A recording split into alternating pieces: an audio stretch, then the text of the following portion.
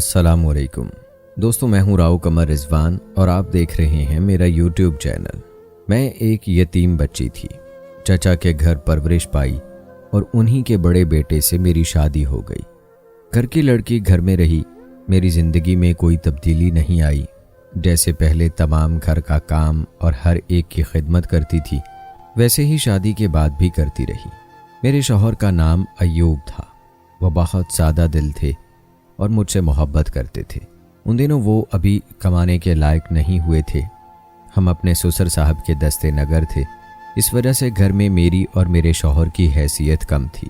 مجھے ان سب کی خدمت میں سکون ملتا کیونکہ یہ میرے اپنے تھے۔ ہمیں چچا جان کا ہر حکم اور فیصلہ بلا چوں چراں ماننا پڑتا تھا۔ میری عمر صرف 12 برس تھی جب میری شادی ہوئی۔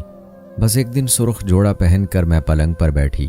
اگلے روز چچی نے کہا، بیٹی یہ کپڑے اتار کر الماری میں رکھ دو، قیمتی ہیں، خراب ہو جائیں گے، اور یہ سادہ سا جوڑا پہن لو، کچن کا کام تو تم نے ہی کرنا ہے۔ پلنگ پر بیٹھی رہو گی تو کام پڑا رہے گا، اسے کون نمٹائے گا؟ میں سمجھ گئی کہ میرے کیا فرائض ہیں۔ ان سے روگردانی کا تو میں سوچ بھی نہیں سکتی تھی۔ یوں بھی میں کم سنی سے ہی ان کے دباؤ میں تھی۔ انہوں نے میرے ذہن کو یوں اپنے قابو میں کیا تھا جیسے کوئی نازک سی پری کسی جن یا دیو کے قبضے میں ہوتی ہے۔ بے شک وہ مجھ سے بہت کام لیتی تھیں، لیکن اتنی بری عورت بھی نہیں تھی۔ انہوں نے کبھی مجھے کھانے پینے میں تکلیف نہیں دی، بیمار ہو جاتی تو علاج معالجے میں کوتاہی نہ کرتی تھیں، لباس بھی اچھا پہناتی تھیں اور اکثر و بیشتر پیار سے بات کرتی تھیں۔ مجھے ان سے کوئی شکایت نہ تھی۔ جب میرے میاں کمانے کے لائق ہو گئے تو میرے بھی اس گھر میں حیثیت بن گئی۔ ہمارا گھر اب خوشیوں کا گہوارہ تھا۔ اولاد کی کمی کے باوجود انہوں نے دوسری شادی کا نہ سوچا۔ ہم نے اولاد کی خاطر کیا کیا جتن نہیں کیے، کوئی حکیم ڈاکٹر نہ چھوڑا۔ منتیں، مرادیں، دربار، درگاہیں، غرض جہاں کوئی بتاتا ہم وہاں چلے جاتے۔ ہم نے ابھی تک امید کا دامن تھام رکھا تھا۔ ان دنوں میرے شوہر کے پاس موٹر سائیکل تھی۔ ایک رات سونے سے قبل میں نے انہیں تکلیف سے کراہتے دیکھا۔ وہ بولے، آج میں موٹر سائیکل پر جا رہا تھا کہ اچانک ایک گلی سے ایک لڑکا نکلا اور میری موٹر سائیکل کے سامنے آ گیا۔ اس کو بچاتے ہوئے میں خود زخمی ہو گیا۔ ایوب کی تکلیف پر دل کانپ گیا۔ میں رونے لگی تو انہوں نے کہا، ابھی تو تم میری ذرا سی تکلیف برداشت نہیں کر پا رہی ہو، اگر میں مر گیا ہوتا تو پھر کیا کرتی؟ میں نے ان کے منہ پر ہاتھ رکھ دیا۔ خدا نہ کرے آپ ہمیشہ سلامت رہیں، میں پہلے مروں گی۔ پھر ہم نے کہا، ہم اکٹھے جئیں گے اور اکٹھے مریں گے۔ وقت گزرتا رہا۔ اس واقعے کے تیسرے سال اللہ تعالیٰ نے میرے خاوند کو کاروبار میں اتنا منافع دیا کہ انہوں نے ایک نئی گاڑی خرید لی۔ ہم اس نئی گاڑی میں کسی کی بتائی ہوئی جگہ پر گئے، بچے کے لیے دعا مانگی اور وہاں ایوب کے دوست کے ہاں ایک دن ٹھہر گئے۔ میرے شوہر کو مجھ سے اتنی محبت تھی کہ جہاں ہم جاتے ایوب نہ صرف بہت اصرار کرتے بلکہ سب سے اچھا سوٹ پہننے کو کہتے، بلکہ تمام زیور بھی مجھے پہنا دیتے۔ اس دن بھی میں نے سب سے اچھے کپڑے پہنے اور کافی زیور پہنا ہوا تھا۔ میری نند بھی ساتھ تھی۔ ایک جگہ گاڑی کھڑی کر کے ہم نے کولڈ ڈرنک پی، ہنستے مسکراتے خوش خوش واپس آ رہے تھے کہ اچانک ایک تیز رفتار ٹرک سامنے آ گیا۔ مجھے بس ایک دھماکہ سنائی دیا، اس کے بعد مجھے نہیں معلوم کہ کیا ہوا۔ میرے شوہر کا تمام جسم گاڑی میں پھنس کر زخمی ہو چکا تھا۔ انہیں رک رک کر سانس آ رہا تھا اور جسم سے خون ابل ابل کر گاڑی کو رنگین کر رہا تھا۔ مجھے بھی کافی چوٹیں آئی تھیں، زخموں سے خون بہہ رہا تھا اور میری سانس بھی برائے نام چل رہی تھی۔ البتہ میری نند جو پچھلی نشست پر بیٹھی تھی، اسے بہت معمولی چوٹیں لگی تھیں۔ وہ پوری طرح ہوش و حواس میں تھی۔ جائے حادثہ پر بہت لوگ اکٹھے ہو گئے۔ ہمارے پیچھے ایک گاڑی آ رہی تھی جس میں میاں بیوی سفر کر رہے تھے۔ در حقیقت انہی لوگوں نے ہماری مدد کی، وہ ہمارے محسن تھے۔ انہوں نے اپنی کار روکی اور ہمیں کچھ لوگوں کی مدد سے نکالا۔ انہوں نے دیکھا کہ میرے شوہر کی سانس باقی ہے، جبکہ بے حس و حرکت ہونے کی وجہ سے میں تقریباً مر چکی تھی۔ وہ ہمیں جلد از جلد اسپتال لے گئے۔ اس عورت نے کسی کو بھی ہمارے قریب نہ آنے دیا اور تمام زیور اور گھڑی اتار کر پرس میں رکھ لی۔ لوگوں کی مدد سے کار میں ہمیں ڈالا اور پولیس کی کارروائی کا انتظار کیے بغیر اسپتال لے آئے۔ यहाँ मेरे शौहर और मैं इंतहाई निगहदाश्त के वार्ड में दाखिल कर लिए गए, जबकि मेरी ननद की मरहम पट्टी करके उसे रुखसत कर दिया गया। मेरी ननद ने घर फ़ोन करके इत्तला दी। इत्तला मिलते ही घर वाले अस्पताल आ गए। शायद मेरे शौहर की सांसें घर वालों के इंतज़ार में ही कमज़ोर हो गई थीं। उनके आते ही उन्होंने दम तोड़ दिया। अब डॉक्टरों ने मेरी जान बचाने की हर मुमकिन कोशिश की। उन मोहसिनों ने तमाम जेवर और सामान मेरे घर वालों के हवाले किया। जब मुझे होश आया तो मैं याददाश्त खो चुकी थी। सब घर वाले मेरे गिर्द जमा थे, मगर मैं उन्हें पहचान ना पा रही थी। डॉक्टरों ने हर मुमकिन कोशिश की कि मेरी याददाश्त लौट आए। अगरचे मैं मैट्रिक पास नहीं थी, लेकिन मेरा जहन इस तरह काम कर रहा था जैसे किसी आला तालीम याफ्ता आदमी का जहन होता है। इस तब्दीली पर सभी हैरान थे। 1 माह तक मेरी याददाश्त गुम रही। मैं बेतहाशा खमियाजा भुगत रही थी। बाजुओं का डॉक्टर ने 3 बार ऑपरेशन किया। रफ्ता रफ्ता ज़ख्म अच्छे होने लगे। उस वक्त तक मुझे इल्म नहीं था कि अयूब फौत हो चुके हैं। घर वाले मुझे बताते भी नहीं थे और ना ही मैं समझ सकती थी। डॉक्टरों ने मेरे घर वालों को मशवरा दिया कि वो मुझे दिमागी अमराज के माहिर डॉक्टर के पास ले जाएं, तो शायद मेरी याददाश्त लौट आए। मेरी नंदें साथ थीं। कार में हम जा रहे थे कि अचानक सामने एक तेज़ रफ्तार ट्रक आ गया। कार को एक ज़ोरदार झटका लगा और मुझे महसूस हुआ जैसे मैं अभी नींद से जागी हूँ। यकदम ही मुझे होश आ गया। मैंने हैरान होकर इधर उधर देखा। कार चल रही थी। मेरी नंदें मेरे गिर्द बैठी थीं। मैंने उनसे पूछा, गाड़ी तो अयूब चला रहे थे, वो कहाँ हैं? अचानक मेरी याददाश्त लौट आई थी। मुझे वो खौफनाक हादसा याद आ गया।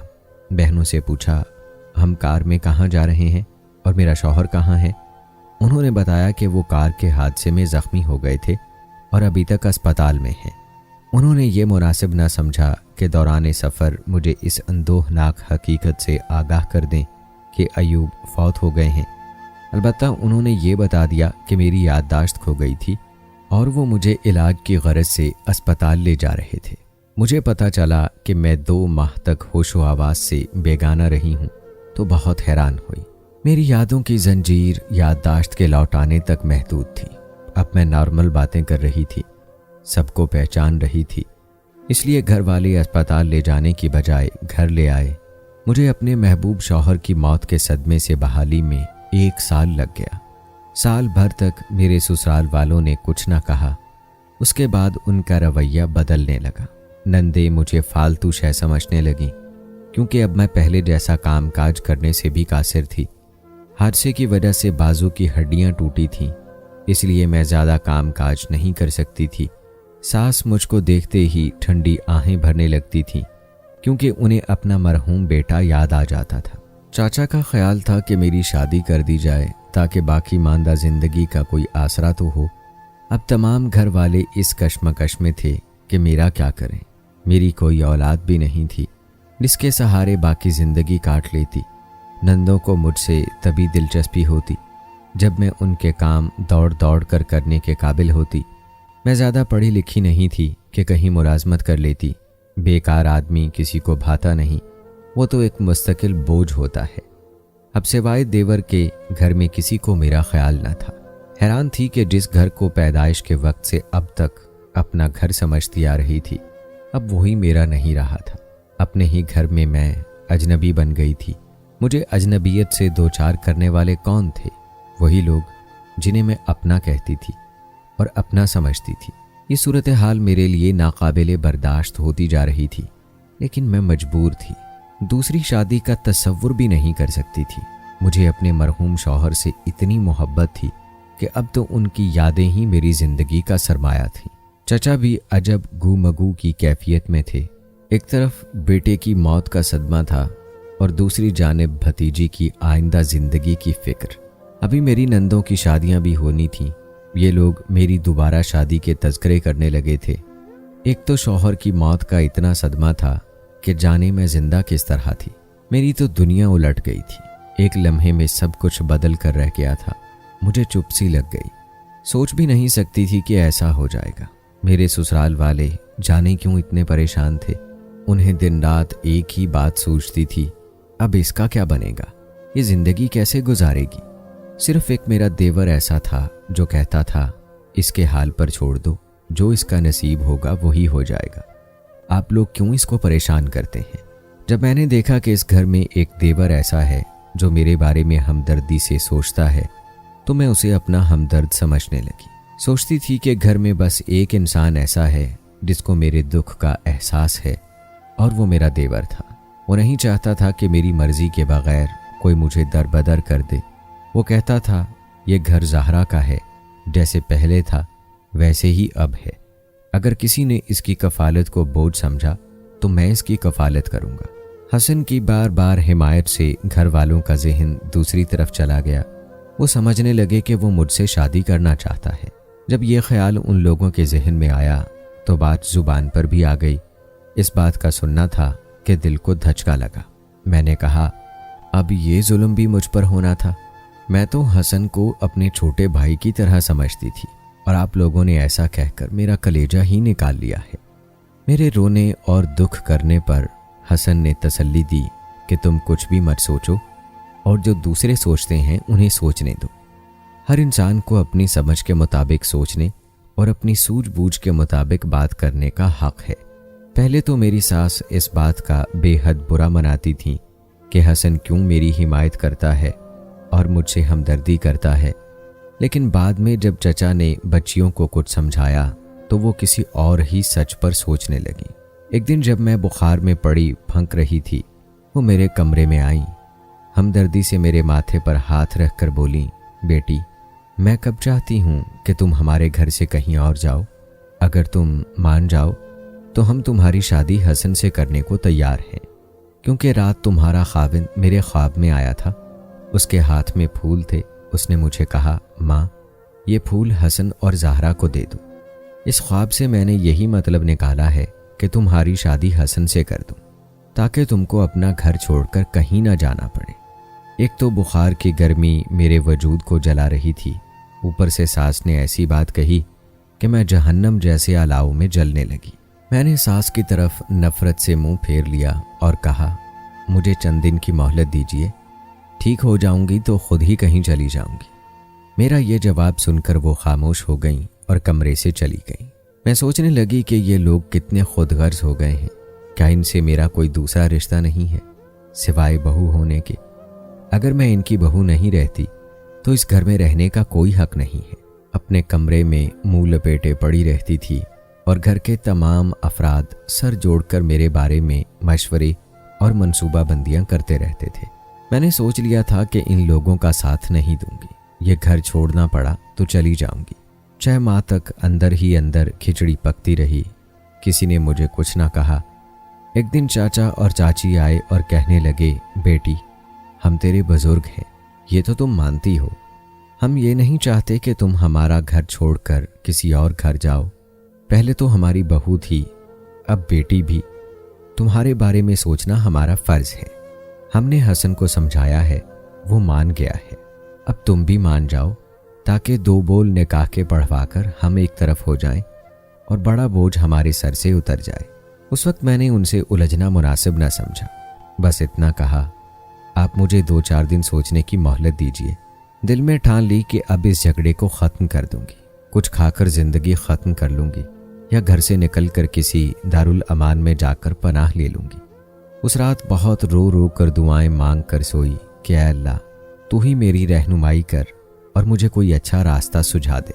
हसन से तो शादी का सवाल ही नहीं पैदा होता। आधी रात तक करवटें बदलती रही।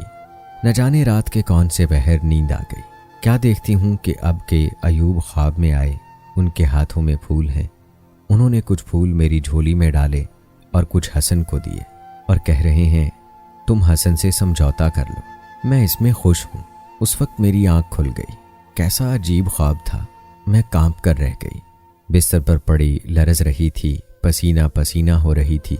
कुछ अरसा पहले यही ख्वाब मेरी सास ने देखा था और मैं समझती थी कि वो एक झूठा ख्वाब मुझे सुनाकर अपना मतलब निकालना चाहती है। ओह मेरे खुदा, तो क्या वही ख्वाब मेरे लाशऊर ने दोहरा दिया था?